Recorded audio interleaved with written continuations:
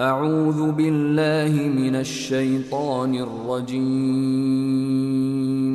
बिस्मिल्लाहिर रहमानिर रहीम।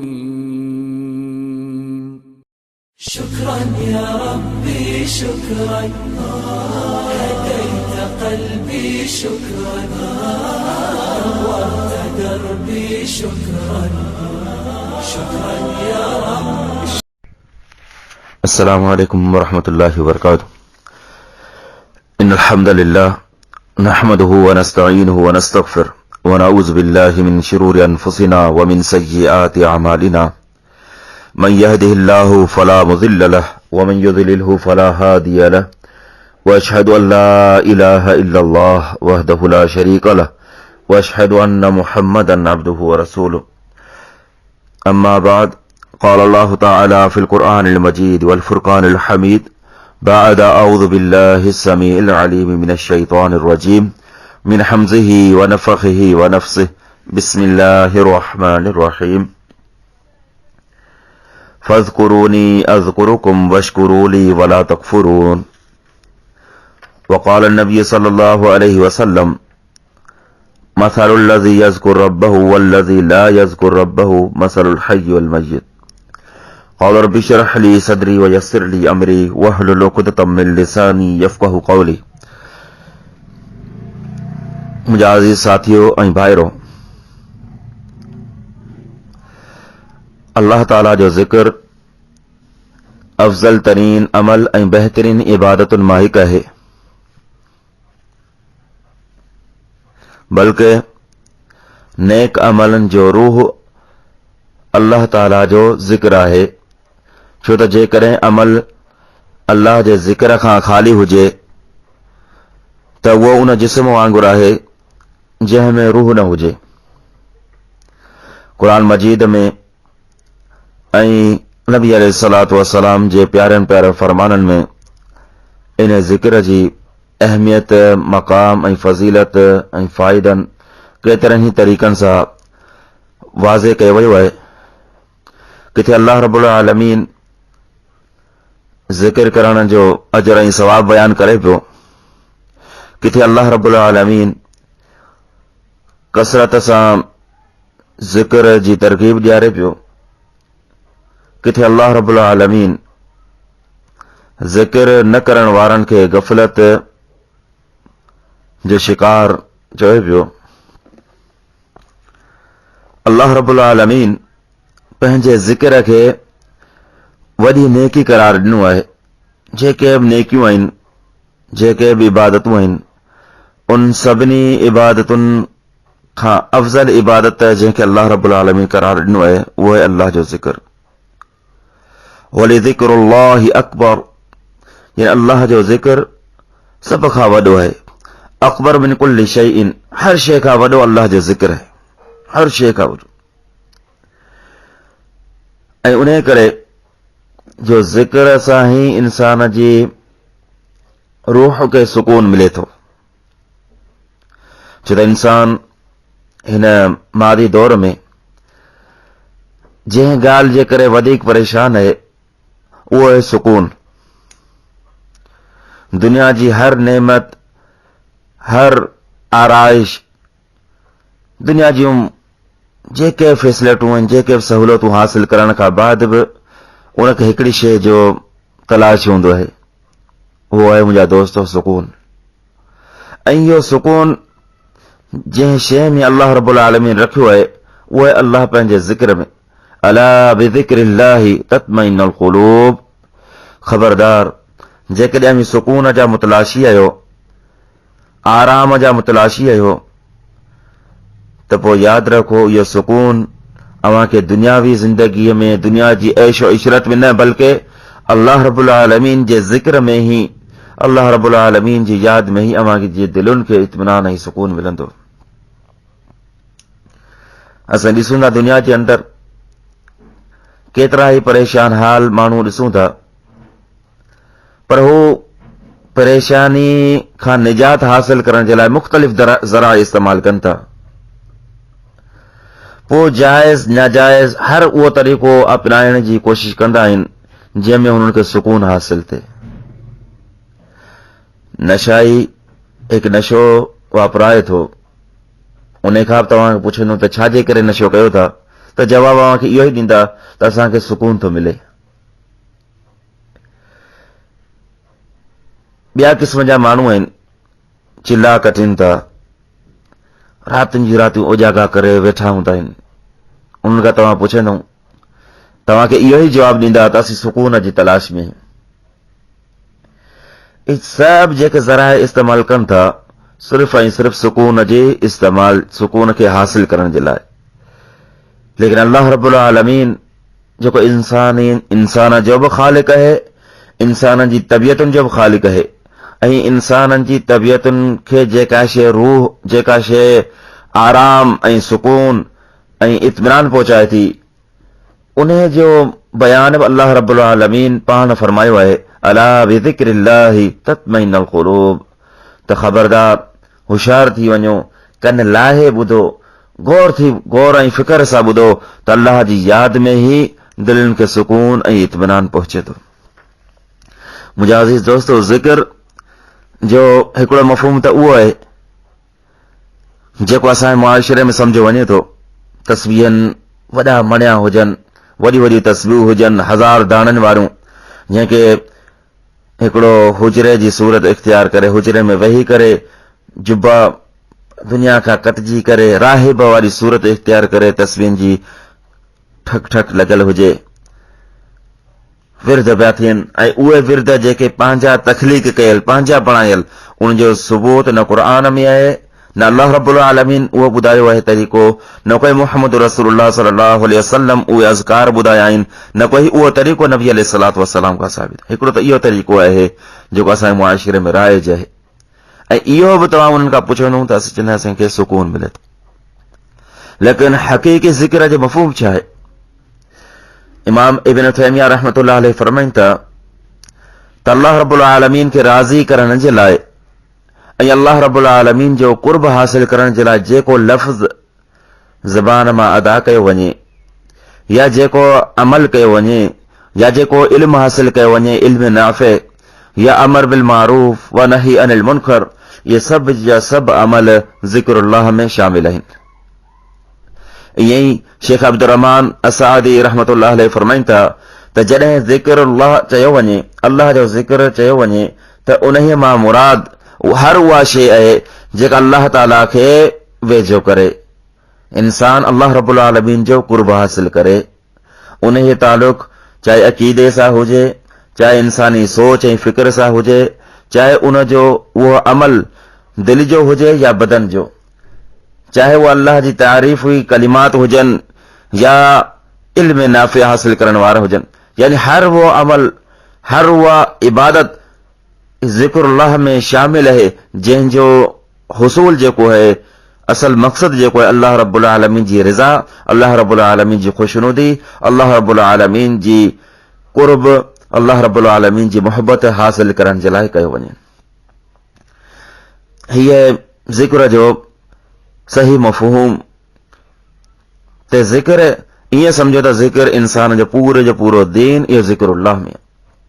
इहो अमली ज़िक्र हिकिड़ो हूंदो आहे अल्फाज़न, जेके अल्फाज़ या जेके दुआऊं, जेके अज़कार मुहम्मद रसूलुल्लाह सल्लल्लाहु अलैहि वसल्लम सेखारिया आहिनि, ॿुधाया आहिनि, ऐं उन्हनि जे पढ़ण जी नबी अलैहिस्सलातु वस्सलाम असांखे नसीहतूं फरमायूं आहिनि, उहे बि ज़िक्रुल्लाह में शामिल आहिनि। जीअं नबी अलैहिस्सलातु वस्सलाम रोज़मर्रा जूं दुआऊं सेखारियूं आहिनि, ईअं ई नबी अलैहिस्सलातु वस्सलाम नमाज जे अंदरि दुआऊं सेखारियूं आहिनि। नंबर नमाज खां बाद जीअं ई इंसान सलाम वराए थो, हिकु मोमिन मुसलमान नमाज मां फारिग थिए थो, उन खां बाद नबी अलैहिस्सलातु वस्सलाम दुआऊं सेखारियूं आहिनि, अज़कार सेखारिया आहिनि। ऐं ईअं ई सुबुह शाम जे वक़्तु जेके दुआऊं पढ़जनि थियूं, उन्हनि उहे अज़कार बि नबी अलैहिस्सलातु वस्सलाम सेखारिया आहिनि। ऐं इहो ई ज़िक्रुल्लाह, इहा हक़ीक़ी बरकतुनि ऐं उन जे अज़ीम फ़ाइदनि मां हिकु फ़ाइदो हासिल करे सघिजे थो। ऐं जेकॾहिं असीं इन ज़िक्र खे गैर तरीक़े सां, यानी शरीयत जे ॿुधायल तरीक़े जे मुताबिक़ अमल न कयूं, असीं पंहिंजी मनमानी, पंहिंजे तरीक़े मुताबिक़ उन ज़िक्रुल्लाह खे ज़िक्र कयूं, अल्लाह रब्बुल आलमीन जो ही ज़िक्र कयूं, त उन मां अल्लाह जी ज़िक्र जे बजाए अल्लाह जी ईअं सम्झो अल्लाह जो क़ुर्ब, अल्लाह जी मुहबत, अल्लाह जी रज़ा हासिल कोन थींदी, बल्कि ईअं सम्झो त इहे सभु शयूं उबतड़ थींदियूं। अल्लाह जी रज़ा जे बजाए अल्लाह जो गज़ब असांजे मथां थींदो। अल्लाह रब्बुल आलमीन जी खुशनूदी या अल्लाह जी वेझड़ाई पर अल्लाह जो क़ुर्ब हासिल करण जे बजाए अल्लाह जी दूरीअ जो सबबु बणिजंदो। अल्लाह रब्बुल आलमीन जी बरकतूं हासिल करण जे बजाए, रहमतूं हासिल करण जे बजाए, बल्कि हू अल्लाह जी रहमतुनि खां तमामु घणो परे हलियो वेंदो। हिते हिकिड़ी ॻाल्हि जी तरफ़ तवजो ॾियणु ज़रूरी सम्झंदासीं त ज़िक्र ॿिनि शयुनि सां मिली करे थिए थो।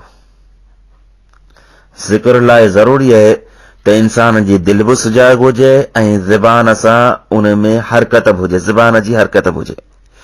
सिर्फ़ दिलि सां जेको आहे सो ज़िक्र, ज़बान ख़ामोश बिल्कुलु उन ते लबकी न हुजे, त इहो फ़ाइदेमंद ज़िक्र न आहे।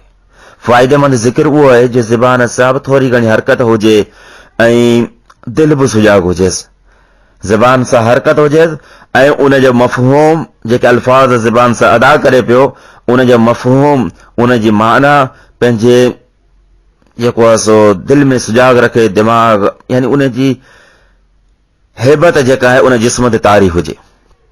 मसलन असीं चऊं था सुभान अल्लाह, त सुभान अल्लाह चयोसीं त इन मुताबिक़ असांजो अक़ीदो ऐं नज़रियो हुजे त सुभान अल्लाह ज़बान ज़िक्र कंदी आहे, ज़बान हरकत ॾिए थी ऐं दिलि में इहो अक़ीदो पुख़्तो हुजे त अल्लाह ताला ई हर क़िस्मनि जे ऐबनि खां, हर क़िस्मनि जे नुक़्स खां, हर क़िस्मनि जी मजबूरीअ खां पाक आहे। सुभान अल्लाह, इहो मुंहिंजो रब आहे जेको हर क़िस्म जे ऐब खां पाक आहे। असीं ऐबदार आहियूं, असीं गुनाहगार आहियूं, असीं नुक़सान वारा आहियूं, नुक़सान हासिल करण वारा आहियूं ऐं अल्लाह रब्बुल आलमीन जी ज़ात जेका आहे हर ऐब खां पाक आहे, हर नुक़सान खां पाक आहे, हर उयूबनि खां पाक आहे। मुंहिंजो रब जी ज़ात आहे। जॾहिं असीं चऊं था अल्हम्दुलिल्लाह, त हिन ज़िक्र कंदे जेके ज़बान मां हरकत थिए थी त दिलि मां अल्लाह रब्बुल आलमीन जी शुक्र जो जेको जज़्बो पैदा थिए, शुक्र जो जज़्बो, त अल्लाह तुंहिंजी हर नेमत जो असीं शुक्र अदा कयूं था, ज़ाहिरन ऐं बातिनन। जेके असांजी अखियुनि जे आॾो ज़ाहिरी नेमतूं आहिनि, अल्लाह से उन्हनि जो बि शुक्र अदा कयूं था। अल्लाह जेके असांजी अखियुनि खां ओझल आहिनि ऐं असांजे फ़ाइदे में रसनि पियूं, असांखे उहो फ़ाइदो पहुचाइनि पियूं, अल्लाह उन हर नेमत जो असीं शुक्र अदा कयूं था। अल्हम्दुलिल्लाह, अल्लाह सभा तारीफ़ूं तुंहिंजे लाइ, हर क़िस्म जी तारीफ़ तुंहिंजे लाइ, हर क़िस्म जी वाखाण तुंहिंजे लाइ, हर क़िस्म जी वॾाई तुंहिंजे लाइ, हर क़िस्म जी बुज़ुर्गी तुंहिंजे लाइ। अल्लाह तूं ही वॾाई जो लाइक़ आहीं। असीं हीणा आहियूं, असीं कमज़ोर आहियूं, असीं लाचार आहियूं, असीं हर नेमत जो इक़रार कयूं था। अल्लाह तूं पाक आहीं, अल्लाह तूं सभु तारीफ़ूं तुंहिंजे लाइ। अहिड़ी तरीक़े सां जॾहिं ज़बान सां विर्द निकिरे थो ला इलाहा इल्लल्लाह, जॾहिं ज़बान सां इहे निकिरे, अल्फाज़ निकिरनि त दिलि में इहो ई हुजे त अल्लाह तूं ही अल्लाह ही, तोखां सवाइ ॿियो को बि इबादत लाइक़ न आहे। तुंहिंजी वहदानियत जो इक़रार कयूं था। तोसां हर शरीक जो, चाहे ज़ाहिरी हुजे चाहे बातिनी हुजे, दुनिया में जेके बि तोसां गॾु शरीक ठाहिनि था, असीं सभिनि जो इनकार कयूं था। अल्लाह तुंहिंजो इक़रार कयूं था। हर क़िस्म जी जानी इबादत, माली इबादत तुंहिंजे लाइ, अल्लाह तूं ही आहीं। इहे अल्फाज़, इहे ज़िक्र त जेके अल्फाज़ आहिनि, उन अल्फाज़नि जो मफ़हूम पंहिंजे दिलि में, पंहिंजे जिस्म ते असीं हावी कयूं, तॾहिं असीं ज़िक्र मां जेको आहे सही माना में फ़ाइदो हासिल करे सघूं था। क़ुरान मजीद जी आयत जेका मूं तव्हांजे साम्हूं तिलावत कई, अल्लाह रब्बुल आलमीन फरमायो फ़ज़कुरूनी अज़कुरुकुम वश्कुरू ली वला तकफुरून, त तव्हां मूंखे यादि करियो त आऊं अव्हांखे यादि कंदुसि, ऐं मुंहिंजो शुक्र अदा कयो ऐं मुंहिंजी नेमतुनि जी नाक़दरी ऐं नाशुक्री न कयो। इन आयत जी तफ़सीर में मुख़्तलिफ़ अक़वाल आहिनि, जंहिंमें साहबा कराम जा बि अक़वाल मज़कूर आहिनि ऐं ताबीन इज़ाम जा बि अक़वाल आहिनि। त हिन आयत जी तफ़सीर में सभ खां पहिरीं शेख सदी रहमतुल्लाह अलैह फरमाइनि था फ़ज़कुरूनी अज़कुरुकुम क़ाल ليس من عبد يذكر الله إلا ذكره الله لا يذكره مؤمن إلا ذكره برحمة ولا يذكره كافر إلا ذكره بعذاب. छो त अल्लाह रब्बुल आलमीन खे हर को यादि करे थो. जीअं ज़िक्र जे मफ़हूम में ॻाल्हि कईसीं त हर उहो नेक अमल जेके अल्लाह रब्बुल आलमीन असांजे मथां फर्ज़ कया आहिनि इबादतुनि जी सूरत में, उहे अल्लाह जे ज़िक्र में शामिल आहिनि. ईअं ई जेके जिन जिन ॻाल्हियुनि खां अल्लाह रब्बुल आलमीन असांखे मना फरमायो आहे, उन्हनि खां रुकजणु, उन्हनि खां पासो करणु, इहो बि ईअं सम्झो त अल्लाह जे ज़िक्र में शामिल आहे. पोइ हिन में ॿिनि क़िस्म जा माण्हू थी वञनि था. इंसान ॿिनि क़िस्मनि में विरहाइजी वञे थो. हिकिड़ो उहो जेको ताअतुल्लाह में अल्लाह जी इताअत में पंहिंजी ज़िंदगी बसर करे थो, उहो बि अल्लाह रब्बुल आलमीन खे यादि करे थो. ऐं ॿियो उहो आहे जेको अल्लाह रब्बुल आलमीन जी मना कयल मनहियात में पंहिंजी ज़िंदगी बसर करे थो. जिन जिन कमनि खां अल्लाह रब्बुल आलमीन झलियो आहे, मना कयो आहे, पासो करण जो हुकुम ॾिनो आहे, इंसान उहे कम करे थो त उहो ईअं ई सम्झो त उहो अल्लाह जो ज़िक्र करे पियो. इन ॻाल्हि ॾांहुं ई शेख सदी रहमतुल्लाह अलैहि इशारो फरमायो आहे त लैस मिन अब्दिन यज़कुरुल्लाह इल्ला ज़करहु, त दुनिया में अहिड़ो को बि माण्हू कोन्हे जेको अल्लाह रब्बुल आलमीन जे ज़िक्र खां गाफ़िल हुजे. हर को माण्हू अल्लाह रब्बुल आलमीन खे यादि करे थो.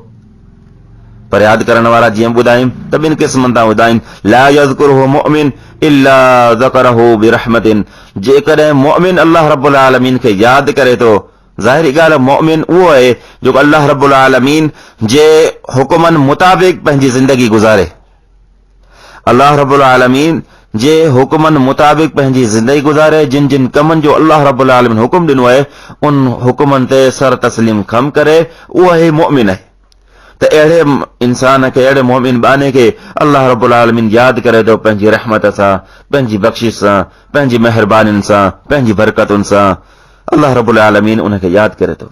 वला यज़कुरुहु काफ़िर इल्ला ज़करहु बिअज़ाब. त ईअं ई जेको नाफरमान बानू आहे, जेको काफ़िर आहे, फासिक ऐं फाजिर आहे, उहो बि अल्लाह रब्बुल आलमीन खे यादि करे थो. उहो कीअं थो यादि करे? उहो उहे अमल करे थो जिन अमलनि खां अल्लाह रब्बुल आलमीन झलियो आहे, अल्लाह रब्बुल आलमीन मना फरमायो आहे, मनहियात जो खे करे थो. जिन कमनि खां अल्लाह रोकियो आहे उन्हनि कमनि में ई पंहिंजी ज़िंदगी गुज़ारे थो, उहो बि अल्लाह खे यादि करे थो. त अहिड़ो बानो, अहिड़े बाने खे अल्लाह रब्बुल आलमीन यादि करियो बिअज़ाबिन, पंहिंजे अज़ाब सां, पंहिंजे धड़कन सां ढेजारे थो त ए बाना जेकॾहिं हीअ कमु कंदे त हीअ अज़ाब आहे, जेकॾहिं हीअ कमु कंदे त हीअ सज़ा मिलंदई. इन कमनि खां बाज़ थी वञ ऐं मुंहिंजे अज़ाब खां बचण वारनि मां थी वञ ऐं मुंहिंजी रहमतुनि जो हक़दार थी वञ. जिन जिन कमनि जो मूं हुकुम ॾिनो आहे उन कमनि खे करण वारो थी वञ, ताकी आऊं तोखे यादि कयां पंहिंजी रहमत सां. मुंहिंजा अज़ीज़ दोस्तो ऐं भाइरो, अहिड़े तरीक़े सां रबी रहमतुल्लाह अलैहि हिन आयत जी तफ़सीर में फरमाइनि था त इन्नल्लाह ज़ाकिरुन मन ज़करहु व ज़ाइदुन मन शकरहु व मुअज़्ज़िबुन मन कफरहु.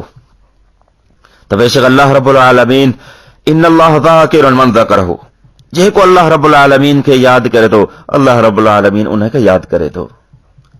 व ज़ाइदुन मन शकरहु, जेको अल्लाह रब्बुल आलमीन जो शुक्र अदा करे थो, हर नेमत जो हर हाल में अल्लाह रब्बुल आलमीन जो शुक्रगुज़ार बानो थी कर रहे थो. चाहे ख़ुशहाली में हुजे तॾहिं बि अल्लाह तुंहिंजो शुक्र आहे, जॾहिं का तकलीफ़ अची वञेसि तॾहिं बि चवे अल्लाह तुंहिंजो शुक्र आहे. हर हाल में अल्हम्दुलिल्लाह अला कुल्लि हालिन, हर हाल में अल्लाह तुंहिंजो शुक्र आहे. त अहिड़े बाने खे वज़ाइदुन मन शकरहु, त अल्लाह रब्बुल आलमीन अहिड़े बाने खे अल्लाह रब्बुल आलमीन अञा वधाए ॾिए थो पंहिंजी नेमतूं. वो मुअज़्ज़िबुन मन कफरहु, ऐं जेको नाशुक्री करे थो अल्लाह जी नेमतुनि जी, नाक़दरी करे थो अल्लाह जी नेमतुनि जी, वो मुअज़्ज़िबुन, त अहिड़े माने अल्लाह पंहिंजे अज़ाब जो शिकार बणाए थो. जीअं अल्लाह रब्बुल आलमीन जे तरफ़ां थोरो घणो हर बाने ते का न का आज़माइश अचे थी, का न का परेशानी अचे थी, त हू जेकॾहिं उन आज़माइश में अल्लाह जो शुक्र अदा करे थो, उन बाने ते अल्लाह रब्बुल आलमीन राज़ी थिए थो.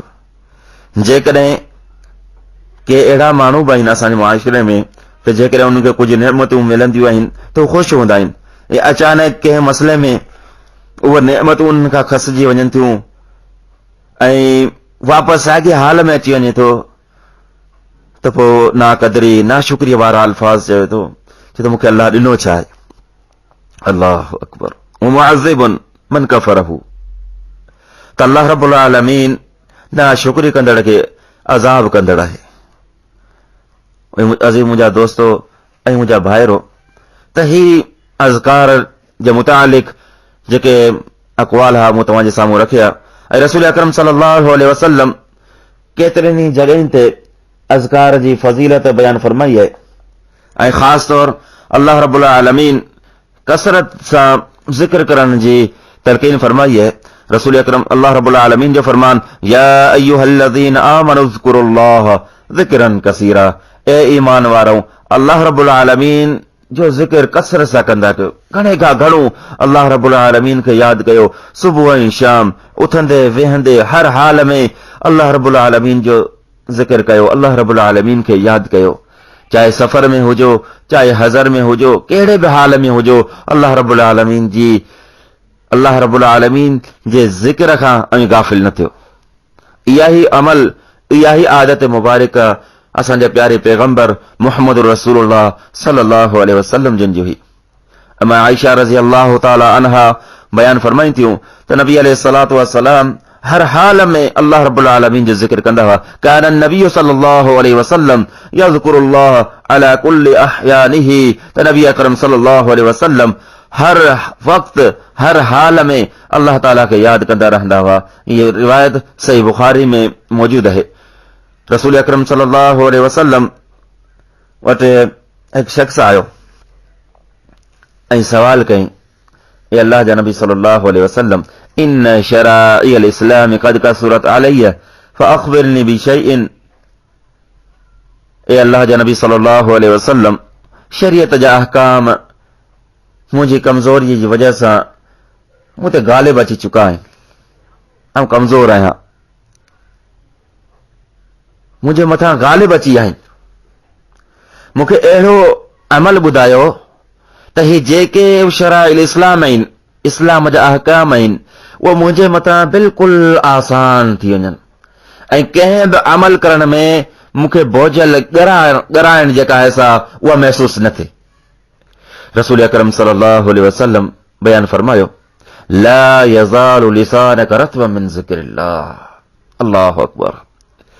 त तुंहिंजी ज़बान हमेशा अल्लाह जे ज़िक्र सां आली रहे, तर रहे। तूं पंहिंजी ज़बान खे अल्लाह जे ज़िक्र सां तर रख। मुंहिंजा अज़ीज़ दोस्तो ऐं भाइरो, हिन हदीस ते तव्हां गौर कयो। असीं हिन हदीस ते थोरो कन लाइ ॿुधूं, गौर कयूं त इंसान जे मथे जेका अल्लाह रब्बुल आलमीन जा अहकाम आहिनि, उहो ॻरा तॾहिं था लॻनि जॾहिं इंसान जी दिलि जेका आहे सा ग़फ़लत जो शिकार थिए थी।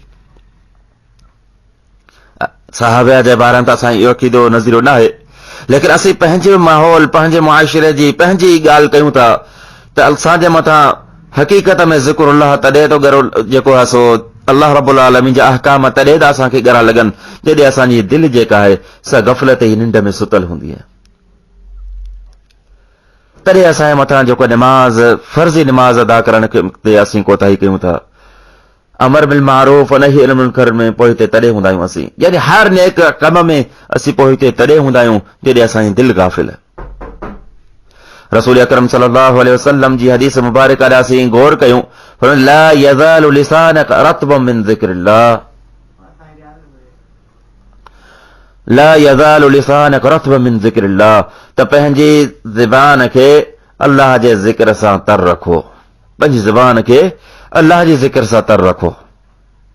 त जेकॾहिं असीं ज़िक्रुल्लाह सां पंहिंजी ज़बान खे तर रखंदासीं त इन जो फ़ाइदो इहो थींदो त असांजी दिलि बेदार थींदी, दिलि सुजाग थींदी, ऐं जीअं ई असांजी दिलि सुजाग थींदी, पोइ जेके बि अहकाम आहिनि अल्लाह रब्बुल आलमीन जा, उहे असांजे मथां तमामु आसान ऐं तमामु हल्का थींदा, तमामु हल्का थींदा।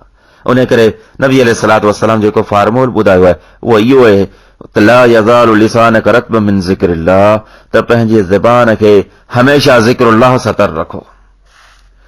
रसूल अकरम सल्लल्लाहु अलैहि वसल्लम इंसान खे अबू हुरैरा रज़ी अल्लाह ताला अन्हु बयान फरमाइनि था त अल्लाह रब्बुल आलमीन हदीस कुदसी है, हदीस कुदसी हदीस कुदसी उन्हें खे चइबो आहे त जंहिंमें नबी अलैहिस्सलातु वसलाम बयान फरमाइन त मुंहिंजे रब्बुल आलमीन असांखे ही चयो आहे। आम हदीस जे बारे में इहो हूंदो आहे त सहाबी बयान फरमाइन पिया त नबी अलैहिस्सलातु वसलाम जो ही फरमान आहे। हदीस कुदसी में हूंदे सहाबी बयान फरमाए त रसूल अकरम सल्लल्लाहु अलैहि वसल्लम बयान फरमायो आहे ऐं रसूल अकरम सल्लल्लाहु अलैहि वसल्लम फरमाइन त अल्लाह रब्बुल आलमीन मूंखे ही हुकुम ॾिनो आहे।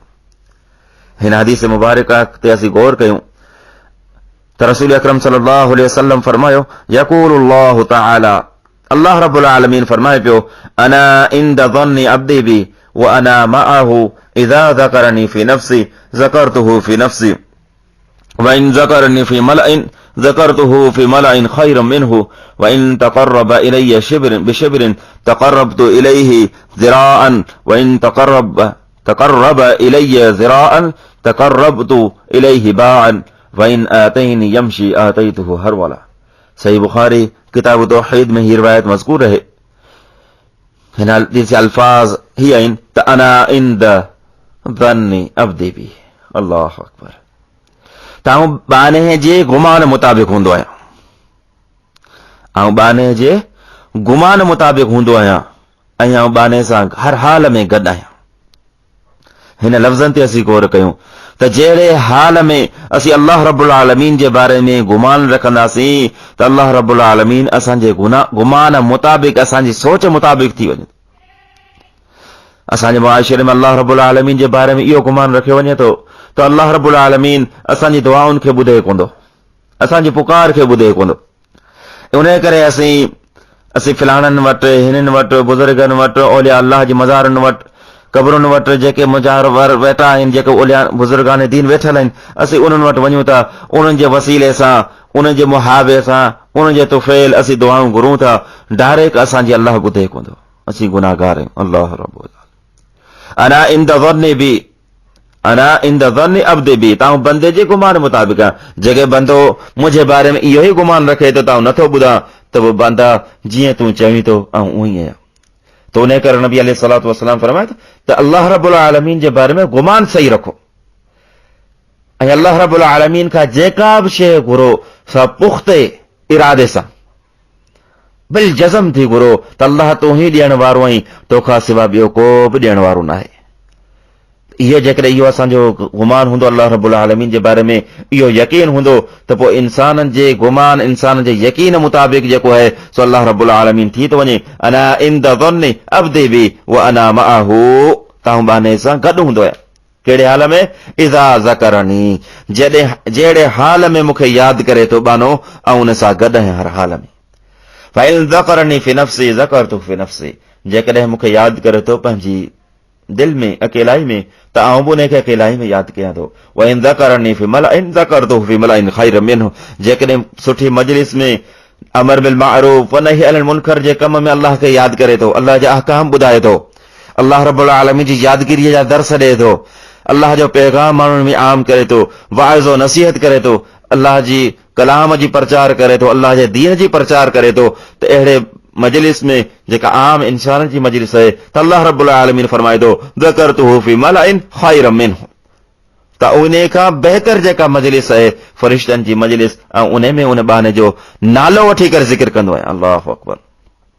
ताऊं फिलाणे जे पुट फिलाणे सां मोहबत कयां थो, ए जिब्राइल तूं बि मोहबत कर। पोइ जिब्राइल आसमानी फरिश्तनि में जेकॾहिं उन मोहबत जो उन ज़िक्र जो ऐलान करे थो। ईअं ई उहा ज़िक्र उहा मोहबत दुनिया ते लहे थी। सिवाय मुनाफ़िक सिवाय काफ़िर सिवाय गुनाहगारनि फासिक ऐं फाजिर खां अलावा पूरी इंसानी मखलूक जेका आहे पूरे इंसान खां ज़ात ऐं अल्लाह रब्बुल आलमीन जी तमामु मखलूक उन बाने जो ज़िक्र करे थी, उन बाने सां मोहबत जो इज़हार करे थी। जंहिंसां अल्लाह रब्बुल आलमीन जंहिंजो ज़िक्र करे थो, जंहिंसां अल्लाह रब्बुल आलमीन मोहबत जो इज़हार करे थो। अल्लाह रब्बुल आलमीन इन तक़र्रब इलैया बिशिब्रिन। त बानो जॾहिं मुंहिंजे वेझो अचे थो, हिकु बालिश हिकु गिराट जेकॾहिं मुंहिंजे वेझो अचे थो त आउं हिकु ज़रा जे बराबरि उन जे वेझो अचां थो। जेकॾहिं बानो मुंहिंजे ज़रा जे बराबरि अचे थो त आउं पूरी बांह पूरो हथ पूरी बांह जे बराबरि अल्लाह जो बाने जे वेझो थियां थो। जेकॾहिं बानो मुॾा हली अचे थो त आउं बाने ॾांहुं ढोड़ी वञां थो। हीअ अल्लाह रब्बुल आलमीन जी रहमत, अल्लाह रब्बुल आलमीन जी मोहबत पंहिंजे बाननि सां कमज़ोरी असां में आहे, असां में आसान सिंधीअ में चइजे निभाग असां में आहे। असीं अल्लाह रब्बुल आलमीन खां परे थियूं था ऐं अल्लाह जे मनहियात नाफ़रमानियुनि में, अल्लाह जे नाफ़रमानियुनि में असीं जेको असां झकड़जी विया आहियूं। जिन जिन कमनि खां अल्लाह रोकियो आहे उन्हनि खां असीं बाज़ अची वञूं। ॾिसो न, असांजे मुआशिरे में जेका ॻाल्हि आहे, असीं छा चवंदा आहियूं त अल्लाह असीं ॿुधे कोन, छाजे करे कोन ॿुधे त असीं गुनाहगार आहियूं, असीं गुनाहगार आहियूं, असीं ऐबनि खां भरियल आहियूं। असां सोचण जी ॻाल्हि आहे, असांजी औलाद आहे, अल्हम्दुलिल्लाह असां में साहिब औलाद, अक्सर साहिब औलाद आहिनि। हिकिड़ो त फर्माबरदार आहे, उहो जेको चवंदा उहो करे थो। हिकिड़ो नाफ़रमान आहे, ऐं नाफ़रमान जेको औलाद आहे उहो ओचितो तव्हां वटि अचे ऐं तव्हां सां को सवाल करे, यकीन कयो ऐं पंहिंजे दिलि ते हथ रखी ॿुधायो त तव्हां कंहिंखे वधीक तरजीह ॾींदो? उन नाफ़रमान जेको ईअं सम्झो बाग़ी ज़हन जो माण्हू आहे, बाग़ी ज़हन जी जेका औलाद आहे, तव्हां उन खे तरजीह ॾींदव, उन खे वधीक प्यार कंदव, उन खे वधीक जेको आहे सो जल्दी ख़्वाहिश ते, जल्दी उन जी जेका डिमांड आहे, जल्दी जेको हू शइ घुरे पियो, तलब करे पियो, उहा जल्दी पूरी करण जी कोशिशि कंदव, या जेको आम जेको तव्हांजो फर्माबरदार आहे उन जी? ज़ाहिरी ॻाल्हि आहे तव्हां उन जी ॻाल्हि ते ई गौर कंदव त जेको नाफ़रमान आहे उन जी ॻाल्हि ते जल्दी गौर कंदो। छाजे लाइ त ही मस मस मुंहिंजे वेझो आयो आहे, हाण मूंखां घुरे पियो, मूंखे त आख़िर न थिए हिन खे ॾियण में, ताकी वरी न ही मायूस थी वञे, वरी न ही बाग़ी थी वञे, वरी न ही मूंखां परे भॼी वञे। तव्हां पूरी यकदम पूरी कोशिशि कंदव त ताकी उन जी फरमाइश पूरी कयो। ईअं ई असीं गुनाहगार आहियूं, असीं अल्लाह रब्बुल आलमीन जे वेझो वेंदासीं त अल्लाह रब्बुल आलमीन जी सिफ़तुनि ते गौर कयो त जेकॾहिं बानो बालिश हिकु गिराहट वेझो अचे थो त बांह जे बराबरि पूरो हथ उन बाने जे वेझो वञा थो, जेकॾहिं बानो मुंहिंजे बांह जे बराबरि वेझो अचे थो त पूरो ज़रा जे बराबरि त बांह जे बराबरि जेके हली अचे थो त ढोड़ी अचां थो। त अल्लाह रब्बुल आलम जी रहमतूं आहिनि, या अल्लाह रब्बुल आलमीन जी बख़्शिशूं आहिनि, या अल्लाह रब्बुल आलमीन जूं महिरबानियूं आहिनि। असीं इन्हनि मां जेको आहे फ़ाइदो हासिल कयूं, इन्हनि मां असीं जेको आहे भरपूर मुस्तफ़ीद थियूं। अल्लाह रब्बुल आलमीन रसूल अकरम सल्लल्लाहु अलैहि वसल्लम फरमायो त मसलुल लज़ी यज़कुरु रब्बहु वल्लज़ी ला यज़कुरु रब्बहु मसलुल हय्य वल मय्यित। मसलुल लज़ी यज़कुरु रब्बहु वल्लज़ी ला यज़कुरु रब्बहु मसलुल हय्य वल मय्यित। त हिकु इंसान ज़िंदा आहे ऐं हिकु मुर्दा आहे। ज़िंदा ऐं मुर्दा जी मिसाल नबी अलैहिस्सलातु वस्सलाम हिन अल्फाज़नि में ॾिनी त जेको पंहिंजे रब जो ज़िक्र कंदो रहे थो, ईअं सम्झो त जेको दीनदार आहे, दीन ते अमल करण वारो आहे, अल्लाह रब्बुल आलमीन जे हुकुमनि ते अमल करण वारो आहे, पंहिंजी हैसियत मुताबिक़, पंहिंजी ताक़त मुताबिक़, उन जी मिसाल ईअं आहे जे ज़िंदा ऐं पाईंदा आहे। ऐं जेको बेदीन आहे, अल्लाह जे ज़िक्र खां गाफ़िल आहे, त ईअं सम्झो त उहो मुर्दा आहे। भले उहो सुबुह जो उथी करे अतर ख़ुशबू हणी करे वेंझी सिंझी करे घर मां ॿाहिरि निकिरे, दुनिया जी बहितरीन में आला क्वालिटी वारी ख़ुशबू इस्तेमालु करे, लेकिन उहो मुर्दार आहे ऐं उहो ईअं ई बदबूदार आहे जीअं ढेर ते, किचिरे जे ढेर ते पयल मुर्दार जानवर, ऐं उन जी बदबूअ सां इंसान पासे सां गुज़री बि न सघे। हुन बेदीन जी, फासिक ऐं फाजिर जी, ॾोहारीअ जी जेका मिसाल ईअं आहे, छो त ॾोहो जेको आहे उहो बदबू रखे थो, गुनाह में बदबू आहे, नेकीअ में ख़ुशबू आहे। इन जी मिसाल नबी अलैहिस्सलातु वस्सलाम जी हदीसुनि में मिसाल मज़कूर आहे। रसूल अकरम सल्लल्लाहु अलैहि वसल्लम फरमाता जीअं इंसान कूड़ ॻाल्हाए थो, कूड़ ॻाल्हाइण जे करे फ़रिश्ता एतिरो त परे भॼी वञनि था, एतिरो त परे हटी वञनि था जो बहितरीन फ़ासिले, तमामु घणे फ़ासिले ते परे हटी वञनि था। छाजे लाइ त उन कूड़ जी बदबूअ जे करे, त एॾी बदबू आहे कूड़ में, या एॾी बदबू आहे मासियत में, एतिरो परे हटी वञनि था। अल्लाह रब्बुल आलमीन जी रहमत वारा फ़रिश्ता, बाक़ी जिन जी ड्यूटी लॻल आहे उहे त लिखनि पिया, बाक़ी जेका अल्लाह रब्बुल आलमीन जा रहमत वारा फ़रिश्ता नाज़िल थियनि था, उहे इंसान जी ॾोह जी बदबूअ सां जेके इंसान करे थो परे हटी वञनि था। ऐं ईअं जेकॾहिं नेकियूं करे थो, अल्लाह रब्बुल आलमीन जी रहमत सां उनखे घेरे था छॾीनि। फरमाइनि मसलुल लज़ी यज़कुरु रब्बहु वल्लज़ी ला यज़कुरु रब्बहु मसलुल हय्य वल मय्यित। ईअं ई रसूल अकरम सल्लल्लाहु अलैहि वसल्लम घर सां मिसाल ॾिनी। फरमाइनि मसलुल बैतिल लज़ी यज़कुरुल्लाह फीही वल बैतुल लज़ी ला यज़कुरुल्लाह फीही मसलुल हय्य वल मय्यित। त इंसान जंहिं घर में रहे थो, जेकॾहिं उन घर में ही अल्लाह जो ज़िक्र न आहे त उहो घर कब्रिस्तान आहे, मुर्दारनि जो घर आहे। ऐं जंहिं घर में ज़िक्रुल्लाह आहे, अल्लाह जो दीन जूं ॻाल्हियूं हलनि थियूं, तिलावतुल क़ुरान हले थी, नवाफ़िल जी अदायगी कई वञे थी, ॿिया जेके आहिनि अल्लाह रब्बुल आलमीन जा अहकाम उन्हनि ते अमल करण जी कोशिश कई वञे थी, त मसलुल बैतिल लज़ी यज़कुरुल्लाह फीही, जंहिं घर में अल्लाह रब्बुल आलमीन जो ज़िक्र थिए थो, मसलुल हय्य उहो ज़िंदा आहे। ऐं जंहिं घर में अल्लाह रब्बुल आलमीन जो ज़िक्र न आहे, नाच गाना फ़ाहिशी उरियानी जंहिं घर में आहे, लग़वियात जंहिं घर में आहिनि, उहे अल्लाह जी रहमतुनि खां उहो घर ख़ाली आहे। उन घर जी मिसाल कब्रिस्तान सां आहे, मय्यत सां आहे, मुर्दार सां आहे। इन ॿिन्ही रिवायतुनि खे असीं मालूम थियो त ज़िक्र मोमिन जी दिलि खे ज़िंदगी बख़्शे थो ऐं अल्लाह जे ज़िक्र खां ग़फ़लत उन खे मुर्दा बणाए छॾे थी। रसूल अकरम सल्लल्लाहु अलैहि वसल्लम सहाबा कराम खे मिसाल ॾिनी ऐं रसूल अकरम सल्लल्लाहु अलैहि वसल्लम जी मिसाल ते असीं गौर कयूं। रसूल अकरम सल्लल्लाहु अलैहि वसल्लम बयान फरमायो, अला उनब्बिउकुम बिखैरि अमालिकुम व अज़काहा इंद मलिकिकुम व अरफ़इहा फी दरजातिकुम व खैरुल लकुम अन तल्क़ू अदुव्वकुम फतज़रिबू आनाकहुम व यज़रिबू आनाककुम क़ालू बला क़ाल ज़िक्रुल्लाह तआला। अबू दरदा रज़ी अल्लाह तआला अन्हु बयान फरमाइनि था त रसूल अकरम सल्लल्लाहु अलैहि वसल्लम जिन फरमायो, छा तव्हां खे उन ही अमल जी ख़बर न ॾियां जेको अव्हां जे रब वटि, रब्बुल आलमीन वटि सभिनी अमलनि में भलो अमल ऐं सभिनी अमल में पाकीज़ा अमल ऐं अव्हां जे दर्जात में उलू ऐं बुलंदीअ जो जेको सबबु बणिजे ऐं अव्हां जो सोन ऐं चांदी सदको ख़ैरात अल्लाह रब्बुल आलमीन जी रस्ते में ख़र्च कयो, उन्हनि खां बि बहितर ऐं एसि ताईं जो जिहाद फी सबीलिल्लाह ऐं दुश्मननि सां मुहादो अटकायो, दुश्मन अव्हां जे साम्हूं हुजे ऐं दुश्मननि जिन जी गर्दनुनि खे लायो ऐं हुननि जो वर चढ़ी वञे त उहे अव्हां जी गर्दनुनि खे लाहिनि ऐं शहीद थी वञो। इन सभिनी अमलनि खां भले में भलो अमल, छा उन अमल जी अव्हां खे ख़बर न ॾियां? साहबा कराम फरमायो त क़ालू बला, ए अल्लाह जे नबी सल्लल्लाहु अलैहि वसल्लम, छो न, ज़रूर असांखे ख़बर ॾियो।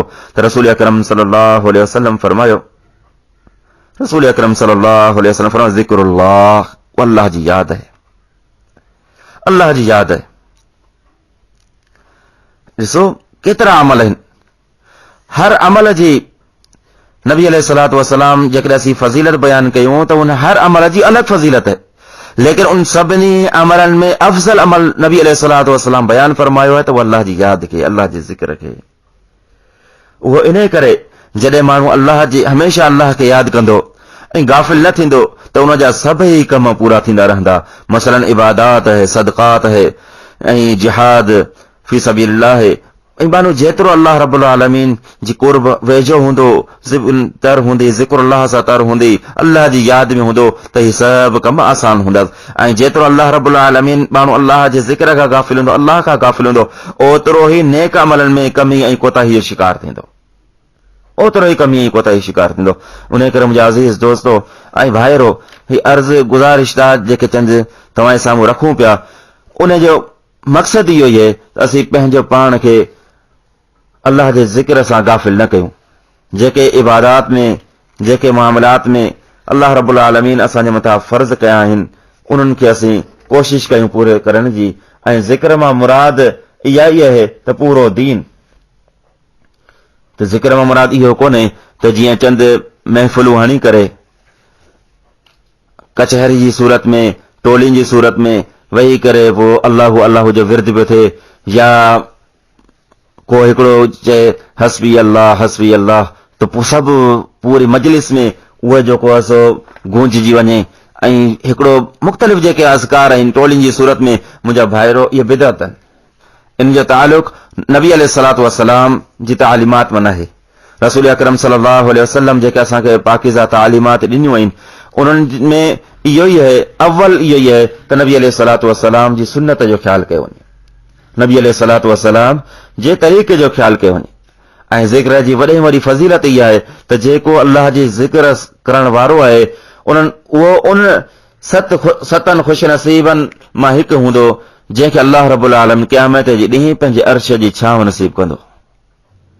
नबी अलैहिस्सलातु वस्सलाम फरमायो, सबअतुन युज़िल्लुहुमुल्लाहु फी ज़िल्लि यौम ला ज़िल्ल इल्ला ज़िल्लुहु, त क़यामत जे ॾींहुं उन ॾींहुं जंहिं ॾींहुं का बि छांव, को बि सायो, को बि पाछो न हूंदो, हर को इंसान पंहिंजे पघर में ॿुॾल हूंदा, हर को साए ऐं छांव जी तलाश में हूंदो, ऐं उन कैफ़ियत छा आहे जो सिज हिकु मेल जे फ़ासिले ते आहे।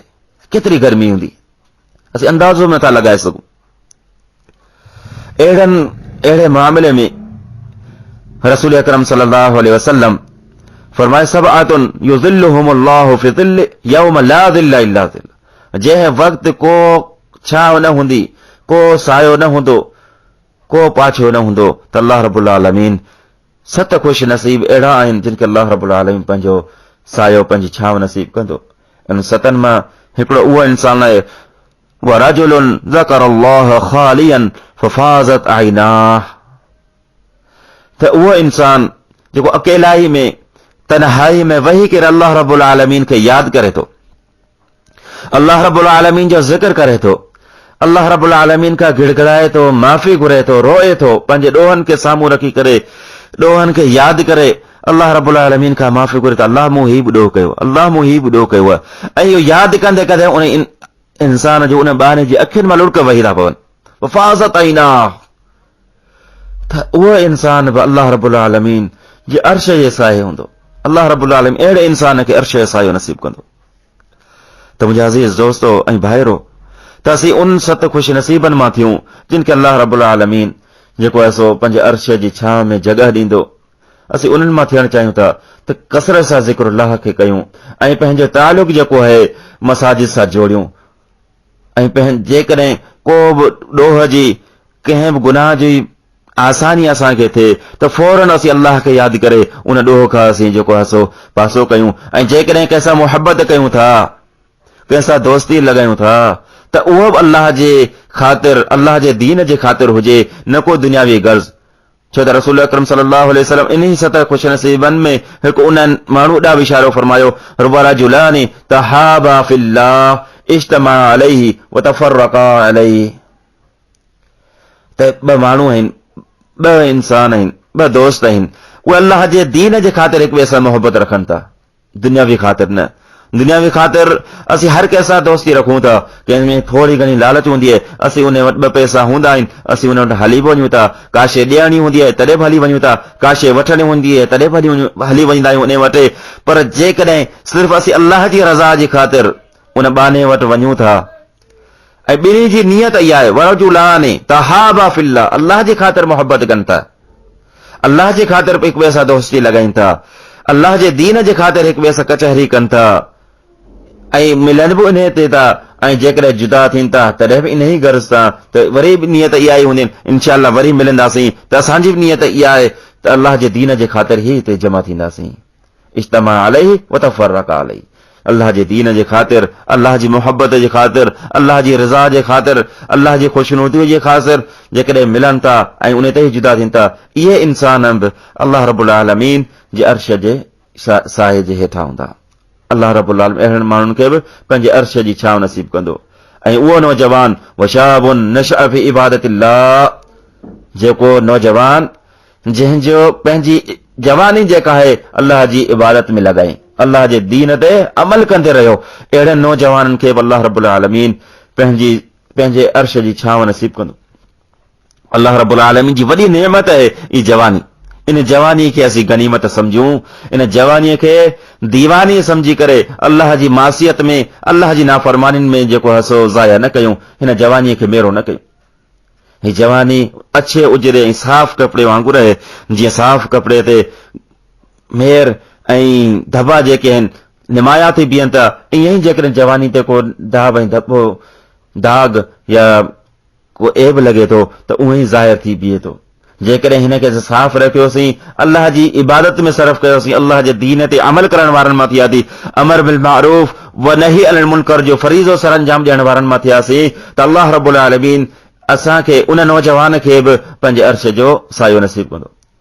वरजुलन क़ल्बुहु मुअल्लक़ुन फिल मसाजिद, अल्लाहु अकबर। हिकिड़ो उहो नौजवान बि आहे, ॾिसो न, हिकिड़ो इंसान जेको जवानी में इबादत करे थो, ऐं हिकिड़ो उहो इंसान जंहिंजो तालुक जेको आहे सो मसाजिद सां आहे, मस्जिद सां उन जी दिलि जेका आहे अटकियल आहे, उनजो कन पंहिंजे मसरूफियात में आहिनि, ॾिसो न, पंहिंजे कमकार में बि आहिनि, पंहिंजे रोज़गार में बि लॻल आहिनि, जेको उन जी फील्ड आहे, जंहिं कम में रिज़्क़ हलाल में हू मशगूल आहे, पर उन जा कन जेके आहिनि अल्लाह जी यादि ॾांहुं या अल्लाह जे सॾ ॾांहुं।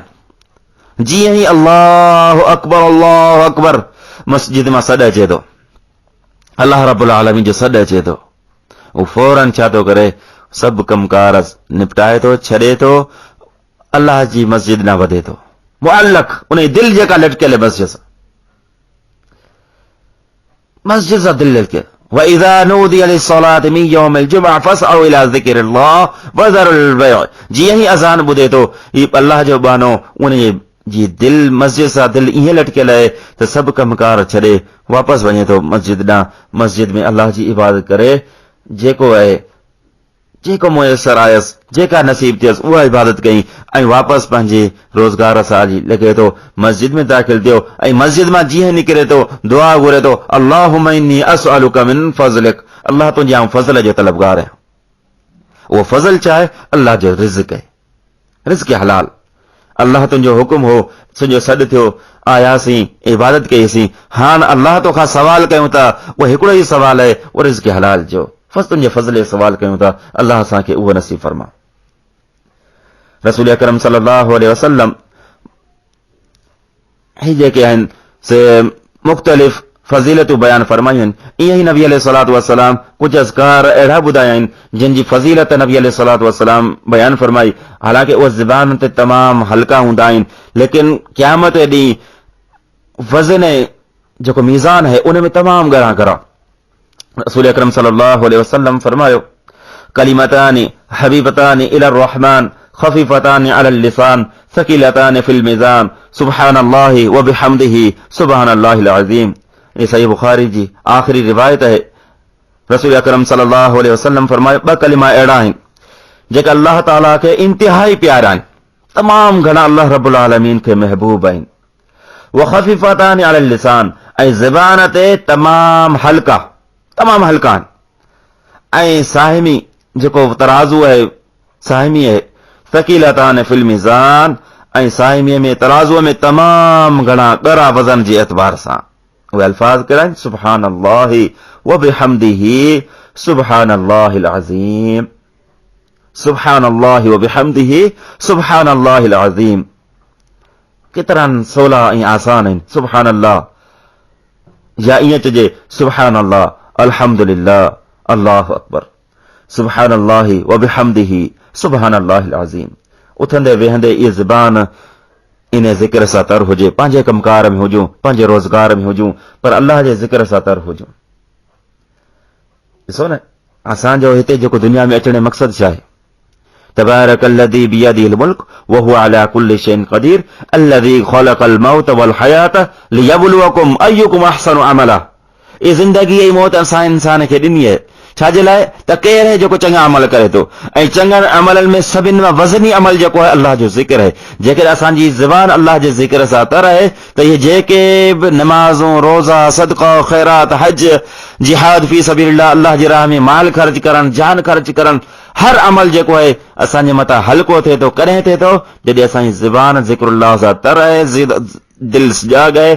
दुनिया में असीं जेको मस्त ऐं मगन कोन आहियूं, दुनिया में असीं आया आहियूं हिकु मक़सद लाइ, उहो मक़सद आहे बंदगी आहे, उन खे पूरो कयूं था, ऐं ज़िंदगी गुज़ारण लाइ जेके ज़रूरियात ज़िंदगी आहिनि उनखे बि हासिल कयूं था, लेकिन असीं दीन खां गाफ़िल न आहियूं। असीं रिज़्क़ जी तलाश में रज़ाक खे, राज़िक खे विसारियूं नथा। जेकॾहिं रिज़्क़ जी तलाश में रज़ाक खे, राज़िक खे असां विसारियोसीं त पोइ असां खां वधीक बदनसीब ॿियो केरु कोन्हे। असांखे घुर्जे त असीं पंहिंजी ज़बान खे हमेशह अल्लाह जी यादि में तर रखूं। इहे आसान कलिमा आहिनि, सुबहान अल्लाहि व बिहम्दिही, सुबहान अल्लाहिल अज़ीम। रसूल अकरम सल्लल्लाहु अलैहि वसल्लम फरमायो त 4 कलिमा अहिड़ा आहिनि जेके अल्लाह रब्बुल आलमीन खे पसंदि आहिनि। 4 कलिमा अल्लाह रब्बुल आलमीन खे महबूब आहिनि, रसूल अकरम सल्लल्लाहु अलैहि वसल्लम खे तमामु घणा महबूब आहिनि। उहे 4 कलिमा ही आहिनि, सुबहान अल्लाह, अल्हम्दुलिल्लाह, ला इलाहा इल्लल्लाह, अल्लाहु अकबर, अहब्बु इलैया मिम्मा तलअत अलैहि शम्स। रसूल अकरम सल्लल्लाहु अलैहि वसल्लम फरमाया त ये उहे कलिमा आहिनि, सुबहान अल्लाह, अल्हम्दुलिल्लाह, ला इलाहा इल्लल्लाह, अल्लाहु अकबर। ही उहे कलिमा आहिनि मूंखे महबूब आहिनि हर उन शइ खां जंहिं ते सिज जी रोशनी किरे थी, हर उन शइ खां। यानी ईअं सम्झो त पूरी दुनिया खां वधीक मूंखे महबूब इहे 4 कलिमा आहिनि, इहे 4 ज़िक्र आहिनि, सुबहान अल्लाह, अल्हम्दुलिल्लाह, ला इलाहा इल्लल्लाह, अल्लाहु अकबर। इहे जेके 4 कलिमा आहिनि, इहे 4 जेके दुआऊं आहिनि, इहे 4 जेके ज़िक्र आहिनि, मूंखे हर शइ खां वधीक महबूब आहिनि। ऐं सिर्फ़ सुबहान अल्लाह, अल्हम्दुलिल्लाह जेके अज़कार असीं पढ़ूं था, ईअं सम्झो त दुनिया जे अंदरि असीं वेही करे जन्नत में पोख कयूं था, जन्नत जी पोख आहे। इहो कीअं? ऐं हदीस में जॾहिं नबी अलैहिस्सलातु वस्सलाम मेराज ते विया, मेराज ते सैयदना इब्राहिम अलैहिस्सलाम सां मुलाक़ात थी, ऐं इब्राहिम अलैहिस्सलाम पाण ॾांहुं यानी उम्मत मुहम्मदिया सल्लल्लाहु अलैहि वसल्लम ॾांहुं सलाम मोकिलिया। सलाम मोकिले छा? या मुहम्मद सल्लल्लाहु अलैहि वसल्लम, इक़राई उम्मतका मिन्नी अस्सलाम। त पंहिंजी उम्मत खे वञी मुंहिंजा सलाम ॾिजईं। त इब्राहिम अलैहिस्सलाम अव्हांखे सलाम पियो चवे। ॾिसो ही उम्मत जी फज़ीलत। इब्राहिम अलैहिस्सलाम सलामतीअ पैगाम मोकिलियो। व अख़बिरहुम, ऐं पंहिंजी उम्मत खे इहा ख़बर ॾिजईं, इन्नल जन्नत तय्यबतुन तुरबह, त ही जेका जन्नत है पाकीज़ा मिट्टी है, साफ़ सुथरी, बिल्कुलु यानी आलीशान मिट्टी है, तमामु सुठी है, ऐं उन जो पाणी तमामु सुठो ऐं पाइदार ऐं आला क़िस्म जो आहे। ऐं उन जी ज़मीन जेका है, ऐं उन जी ज़मीन जेका है सा बिल्कुलु बराबरि ऐं चटियल मैदान वांगुरु। उन जी पोख ऐं पाण कयो, उन जी पोख ऐं पाण कयो। पोइ पोख छा आहे? इब्राहिम अलैहिस्सलाम जेके अल्फाज़ सेखारिया, ॿुधाया, सुब्हान अल्लाह वल्हम्दुलिल्लाह वला इलाहा इल्लल्लाह वल्लाहु अकबर। ये जामी तिरमिज़ी रिवायत है, सही रिवायत है। 4 कलिमा, सुब्हान अल्लाह चवण सां जन्नत में वण लॻे थो, अल्हम्दुलिल्लाह चयोसीं जन्नत में वण लॻी वियो, ला इलाहा इल्लल्लाह चयोसीं जन्नत में वण लॻी वियो, अल्लाहु अकबर चयोसीं तॾहिं जन्नत में वण लॻी वियो। ऐं इहे ई अल्फाज़, इहे ई ज़िक्र नबी अलैहिस्सलातु वस्सलाम फरमायो। नबी अलैहिस्सलातु सहाबा कराम फरमाया था, नबी अलैहिस्सलातु वस्सलाम वेठल हुआ हिकिड़ी मजलिस, वेठा हुआसीं मस्जिद में, त रसूल अकरम सल्लल्लाहु अलैहि वसल्लम ओचितो रड़ कई। ओचितो नबी अलैहिस्सलाम फरमायो, खुज़ू जुन्नतकुम, ढाल पकड़ियो। ढाल दुश्मन जी तलवार ऐं ढाल हूंदी जेका दुश्मन जी वार खां बचण जे लाइ। नबी अलैहिस्सलातु वस्सलाम फरमायो, खुज़ू जुन्नतकुम, ढाल पकड़ियो, पंहिंजे बचाव जे लाइ ढाल पकड़ियो। सहाबा कराम फरमायो, ए अल्लाह जा नबी सल्लल्लाहु अलैहि वसल्लम, ढाल छा जे लाइ? असां चयो, अल्लाह जा रसूल सल्लल्लाहु अलैहि वसल्लम, दुश्मन खां बचाव जे लाइ ढाल जेको असांजे मथां अची पहुतो आहे। पाण सवरन फरमायो त न, बल्कि जहन्नम खां ढाल पकड़ियो, जहन्नम जे बचाव खां ढाल पकड़ियो, जहन्नम खां ढाल पकड़ियो, जहन्नम खां बचाव हासिल कयो। जहन्नम का बचाव छा आहे? रसूल अकरम सल्लल्लाहु अलैहि वसल्लम फरमायो, सुब्हान अल्लाह वल्हम्दुलिल्लाह ला इलाहा इल्लल्लाह वल्लाहु अकबर फइन्नहुन्न यअतीन यौमल क़ियामति मुंजियातिन मुक़द्दिमातिन व हुन्नल बाक़ियातुस सालिहात। अल्लाहु अकबर। फरमायूं त इहे ई जेके अज़कार आहिनि, इहे ई दुआऊं आहिनि, इहे ढाल आहिनि, इहे बचाव आहिनि, जहन्नम खां बचाईंदड़ आहिनि ऐं जन्नत जी तरफ़ अॻिते वधाईंदड़ आहिनि। ऐं इहे ई नेकियूं आहिनि जेके इंसान जी बाक़ी रहण वारियूं आहिनि। कलिमात ख़ैर आहिनि, ख़ैर जा कलिमा आहिनि जेके बाक़ी रहण वारा आहिनि। ऐं तस्बीहात जेको है उहो ई माना इहो सम्झो त बहितरीन सदको आहिनि। इहे जेके ज़ुबान अल्लाह, अल्हम्दुलिल्लाह, अल्लाहु अकबर, इहे बहितरीन सदको आहिनि। हिकु दफ़ो मालदार साहबान जेके आहिनि ग़रीब साहबा नबी अलैहिस्सलातु वस्सलाम वटि मालदार साहबा जी शिकायत खणी आया। उहो शिकायत ते बि तव्हां गौर कयो। उहा शिकायत हीअं हुई त नबी अलैहिस्सलातु वस्सलाम जी ख़िदमत में हाज़िर थिया। फरमायो त ए अल्लाह जा नबी सल्लल्लाहु अलैहि वसल्लम, जेके मालदार आहिनि, माल वारा माण्हू आहिनि, साहबी आहिनि, अजुर ऐं सवाब में असां खां वधीक अॻिते वधियो था वञनि। उहे असां वांगुरु नमाज़ूं बि पढ़नि था, रोज़ा बि रखनि था ऐं जिहाद में बि शरीक थियनि था, लेकिन हुन वटि हिकु अहिड़ो अमल आहे जेको असीं उन्हनि ताईं नथा पहुची सघूं। उहो कहिड़ो आहे? उहो पंहिंजे बचियल माल मां सदको ऐं ख़ैरात कनि था, पंहिंजे माल अल्लाह जी राह में ख़र्च कनि था। इन मामले में जेको आहे सो अॻिते वधी था वञनि। अल्लाह जा नबी सल्लल्लाहु अलैहि वसल्लम असांखे बि अहिड़ो अमल ॿुधायो त असीं बि उन्हनि जे बराबरि थी वञूं। नबी अलैहिस्सलातु वस्सलाम फरमायो, इन बिकुल्लि तस्बीहतिन सदका, त हर तस्बीह, हर ज़िक्र में जेको आहे अल्लाह जो जेको सदको आहे। कुल्लु तस्बीरतिन सदका व कुल्लु तहमीदतिन सदका व कुल्लु तहलीलतिन सदका व अम्रु बिल मारूफ सदका व नह्युन अनिल मुनकर सदका। त हर नमाज खां बाद, हिकिड़ी रिवायत में त हर नमाज खां बाद ऐं सुबहान अल्लाह, अल्हम्दुलिल्लाह, अल्लाहु अकबर जो ज़िक्र कंदा कयो, इहो अव्हां जे लाइ सदको आहे।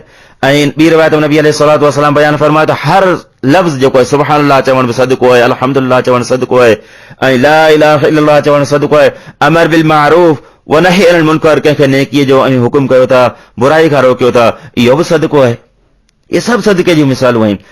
हिकिड़ो दफ़ो छा थियो, जॾहिं ग़रीब साहबा इहो अमल करणु शुरू कयो, तस्बीहात पढ़णु शुरू कयूं, त अमीर साहबा उन्हनि ॾिठो त आंगुरुनि ते छा पिया पढ़ो, छा पिया पढ़ो, त हुननि इल्मु लिकायो न, बख़ील न थिया, बल्कि हुननि जेका नेकी हुई उहो नबी अलैहिस्सलातु वस्सलाम जो जेको अमल, जेका तरबियत हुई, जेका तालीम नबी अलैहिस्सलातु वस्सलाम ॾिनी, उहा पूरी जी पूरी बयानु कयूं, पूरो वाक़ियो बयानु कयूं। ऐं ॾिसंदे ॾिसंदे जेके अमीर साहबा हुआ उहे बि तस्बीहात में ज़िक्र अज़कार में शुरू थी विया, तस्बीहात में ज़िक्र अज़कार में शुरू थी विया। वरी ग़रीब साहबा नबी अलैहिस्सलातु वस्सलाम जी ख़िदमत में हाज़िर थिया। अल्लाह जा नबी सल्लल्लाहु अलैहि वसल्लम, इहो साॻियो अमल त हो बि कनि पिया, हाणे असीं छा कयूं? नबी अलैहिस्सलातु वस्सलाम फरमायो, ज़ालिका फ़ज़्लुल्लाह युअती मन यशा, इहा अल्लाह जो फज़ल आहे, इहा अल्लाह जी रहमत आहे। जंहिंखां नेकी जो कमु कराए, जंहिंखां ख़ैर जो कमु कराए, इहा अल्लाह जो फज़ल आहे, अल्लाह जी रहमत आहे। इन में कंहिं हिसाब रीस न आहे। हिन वाक़िए मां असांखे ॿिया त सबक मिलनि था, लेकिन हिकु सबक इहो मिले थो त अमीर जेके साहबा हुआ, जेके साहिब सरवंत हुआ या साहिब जेके हैसियत माल वारा, उन्हनि इहा नियत न कई, इहा सोच न कई त हीउ जेको अमल नबी अलैहिस्सलातु वस्सलाम हिननि खे सेखारियो आहे, असांजो कुझु न वञे। बल्कि हुननि नेकीअ जे कम खे, भलाई जे कम खे मामूली न सम्झो। ला तहक़िरन्न मिनल मअरूफ़ि शैअ वलौ अन तल्क़ा अख़ाक बिवजहिन तल्क़, त हुननि कंहिं बि नेकीअ जे कम खे मामूली न सम्झो, कंहिं बि नेकीअ कम खे मामूली न सम्झूं, अमल करण बि शुरू थी विया। ऐं हिन ॻाल्हि मां हिकिड़ो वाक़ियो, हिन वाक़िए मां हिकु ॻाल्हि हीअ बि वाज़ थिए थी त जीअं करे अॼुकल्ह असांजे मुआशिरे में पीरी मुरीद जो चकर घणो आहे। कंहिंखे पीर कंहिंखे को वज़ीफ़ो ॾिए थो, उहो वज़ीफ़ो विर्द उहो करे थो मुरीद, पोइ जेकॾहिं उन मुरीद खां केरु पुछे थो त भाई हीउ विर्द आउं बि करे सघां थो, त मुरीद छा चवंदो आहे त हीउ तव्हां जे लाइ इज़्न न आहे, तव्हां जे लाइ इज़्न न आहे। इहो इज़्न तव्हांखे तॾहिं मुर्शिद वटि वेंदऊं, उहो तव्हांखे इज़्न ॾे, इजाज़त ॾे, पोइ तव्हां जेको आहे सो इहो विर्द, इहो ज़िक्र करे सघो था।